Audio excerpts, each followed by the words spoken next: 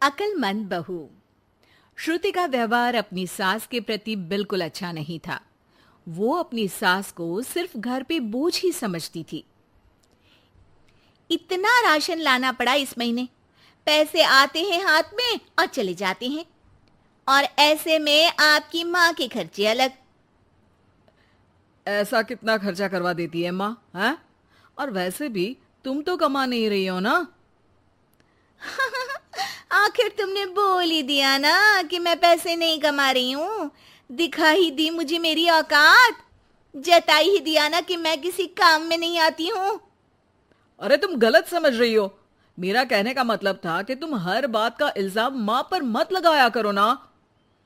तभी बगल के कमरे से माँ आ जाती है।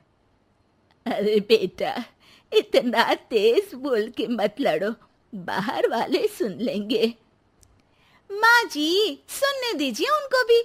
उन्हें भी तो पता चले कि आपकी वजह से घर में पति पत्नियों के बीच में कैसी लड़ाइयाँ होती हैं। अरे बहू, मेरी वजह से? मैंने तो तुम दोनों को कभी ये नहीं दिखाया कि मेरे लिए लड़ो। माँ आप जाइए यहाँ से, मैं बात कर रहा हूँ ना। लेकिन बात तो मेरी हो रही है ना, तो मुझे तो बोलना ही पड़ेगा। बताओ बहू, क्या दिक्कत है तुम्हें मुझसे?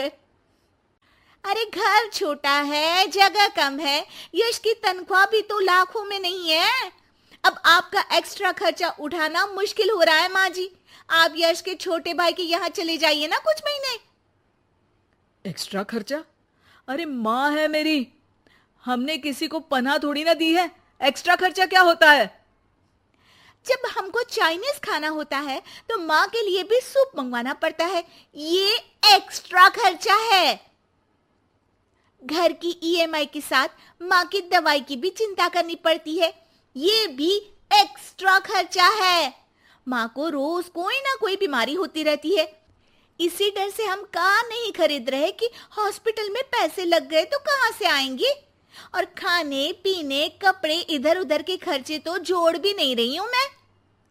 अरे ये सब तो मैंने यश के लिए भी किया है। मैंने तो ऐसे उंगलियों पे हिसाब नहीं रखा। लो, आपने भी जता दिया ना। अरे आप थोड़े दिन किसी रिश्तेदार के यहाँ क्यों नहीं चली जाती? खर्चा भी बचेगा और घर में शांति भी रहेगी।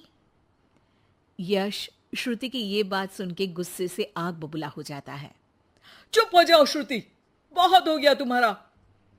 मेरी माँ है वो, और उनका अधिकार इस घर पे हम दोनों से भी ज्यादा है। और खर्चे बचाने की इतनी ही पड़ी है तो तुम खुद क्यों नहीं चली जाती अपने मायके? घर में शांति तो तुम्हारे जाने से भी हो सकती है। श्रुति ने ये नहीं सोचा था कि यश कभी उससे इतनी तेज आवाज में इस तरह से बात करेगा। अपनी सास के सामने यश ने उससे इतनी बेरुखी से बर्ताव किया कि श्रुति ने सोच लिया कि वो अब अपने मायके चली ही जाएगी। अगले दिन जब यश ऑफिस गया हुआ था, उस वक्त श्रुति वहां से मायके चली गई। माँ, कैसी हो? अरे बहू के राज में जी रही हूँ बेटा, अच्छी ही हूँ। तू बता, अचानक कैसे आ गई? अरे सास से खिटपिट हो गई। मैं थोड़ी देर वहां नहीं रहूंगी घर में तो अकल ठिकाने पे आ जाएगी उनकी। हाँ हाँ, जितना रुकना है रुको, आप ही का तो घर है। अरे भाभी, कैसी हो? दिखी ही नहीं तब से। आपकी माँ के लिए दवाई खरीदनी थी तो लेने गई थी। माँ, तबीयत ठीक नहीं है क्या? अरे बेटा, बुढ़ापा है, बीमारी तो आनी ही है। अरे पर आप तो एकदम तंदुरुस्त रहती थी, आपको कैसे कुछ हो सकता है? आप खुश तो हो ना माँ? ये क्या बात हुई? खुशी तो रखते हैं, कोई रुलाती थोड़ी ना है आपकी माँ को। हाँ बेटा, खुश ही हूँ। माँ ये कहते हुए जरा भी खुश नहीं थी। थोड़े दिन श्रुति वहां रुकती है। एक दिन जब वो अपने भाई के साथ बाहर से कुछ सामान लेकर कार में आ रही होती है, तभी भाई पूछता है, कब जाने का प्लान है? अरे भैया, अभी तो आई हूँ। हाँ हाँ, वो तेरी भाभी पूछ रही थी कि कब जाने वाली हो। मतलब जाने से पहले बता दोगी तो अच्छा रहेगा, हम तैयार रहेंगे। एकदम जाओगी तो बुरा लगेगा ना। हाँ भैया, बता दूंगी भैया। अच्छा, वैसे हुआ क्या था तुम्हारे और तुम्हारे पति के बीच? हमारे बीच कोई लड़ाई नहीं हुई थी भैया। वो तो सास की वजह से लड़ाई हुई, इसलिए आना पड़ा। आप चिंता मत करिए, मैं जल्दी चली जाऊंगी। अरे नहीं नहीं, रुकना। अरे तू घर में है तो शांति भी रहती है। क्या मतलब? अरे मत पूछ श्रुति, आए दिन माँ और तेरी भाभी में नोक झोंक चलती ही रहती है। तेरी भाभी का कहना है कि माँ का खर्चा बहुत होता जा रहा है घर में। अब माँ की क्या गलती है? बीमारी किसी से पूछ के थोड़ी ना आती है। तेरे सामने वो कुछ नहीं बोल रही है, तेरे जाते ही माँ को ताने मारने लगेगी। हाँ, और आप कुछ नहीं बोलते? मैं बोलूंगा तो मायके चली जाएगी गुस्से में। श्रुति ये जवाब सुन के चुप हो जाती है। उसे एहसास होता है जैसे ये उसकी भाभी की नहीं, उसी की बात हो रही है। पर भैया, आपकी तो इतनी अच्छी जॉब है, पैसों की कोई दिक्कत नहीं है, फिर भाभी को क्या दिक्कत है? अरे किसी को पालने के लिए मन में प्यार होना चाहिए श्रुति।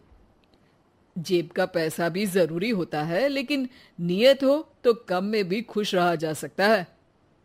श्रुति उसके बाद कोई सवाल नहीं करती है और जाके सीधे अपने भाभी से कहती है, भाभी, आप माँ को अच्छे से नहीं रखती हो।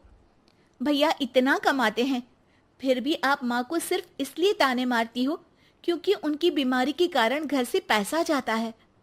आपको मेरी माँ से लड़ना नहीं चाहिए भाभी। अच्छा, तुम इतनी समझदार हो तो अपनी सास से क्यों लड़के आई हो? श्रुति की आंखों के सामने वो सारे पल आ जाते हैं जब जब उसने अपनी सास को परेशान किया। वो उसी वक्त अपना सामान पैक करती है और जाने लगती है। अरे तू तो रुकने वाली थी ना श्रुति? जाना पड़ेगा, सासू माँ बीमार रहती है, उनका ध्यान रखूंगी माँ। अरे पर तू तो उनसे लड़के आई है ना। माँ, मैं ये सोच के आई थी कि मेरे बिना उनकी अकल ठिकाने आ जाएगी पर मेरी ही अकल ठिकाने आ गई। और मैं अपनी सास का ध्यान रखूंगी तभी तो अपनी भाभी को ये बोल पाऊंगी कि वो भी अपनी सास का ध्यान रखा करे। श्रुति को कोई नहीं रोकता। वो वापस अपनी सास के पास चली जाती है। अब श्रुति और उसकी सास कम चीजों में ही ज्यादा खुशी के साथ रहने लगते हैं।